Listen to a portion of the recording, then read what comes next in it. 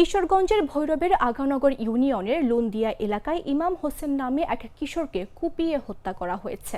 সোমবার রাত 9:30টার দিকে ভৈরব উপজেলার আগানগর ইউনিয়নের লুন্দিয়া গ্রামে এ ঘটনা ঘটে। নিহত ইমাম হোসেন উপজেলার আগানগর ইউনিয়নের লুন্দিয়া গ্রামের পাগলাবাড়ি ঈশা মিয়ার ছেলে। এ সময় মকবুল মিয়ার ছেলে জুবায়ের নামের একজন গুরুতর আহত হয়েছেন। জানা যায়, ওই গ্রামের বড় পাড়ার একটি বাড়িতে গায়ে হলুদের অনুষ্ঠান চলছিল। ইমাম হোসেন বন্ধুদের সঙ্গে অনুষ্ঠান দেখতে যায়। এ সময় শেখ বংশের লোকজন ইমাম হোসেনকে পেয়ে তার সঙ্গে বাগবিতণ্ডায় জড়ায়। এ পর্যায়ে শেখ বাড়ির লোকজন ধারালো অস্ত্র দিয়ে ইমাম হোসেনকে আঘাত করলে সে দৌড়ে পালানোর সময় আয়ুব আলী মিয়ার বাড়ির কাছে আহত অবস্থায় লুটিয়ে পড়ে।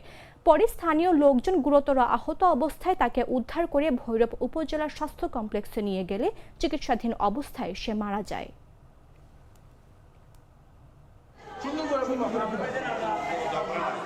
আইসা এই বিষয়ে একটা ছেলের লাশ দেখতে পেয়েছি। ডাক্তার সাথে কথা বলছি, দ্বিতীয় অবস্থায় যে ডাক্তার ছিল, ডাক্তার বলছে হয়তো রক্তকরণের মাধ্যমে মারা গেছে, বেশি অনেকক্ষণ সময় ছিল তো। আর ওদের লাশ সুলতাল করা হয়েছে, সুলতাল করার পরে ময়নাতদন্তের জন্য পাঠানো হবে এবং আইনি প্রক্রিয়া চালু হয়েছে এবং ময়নাতদন্তের মাধ্যমে জানা যাবে সঠিক মৃত্যুর কারণ।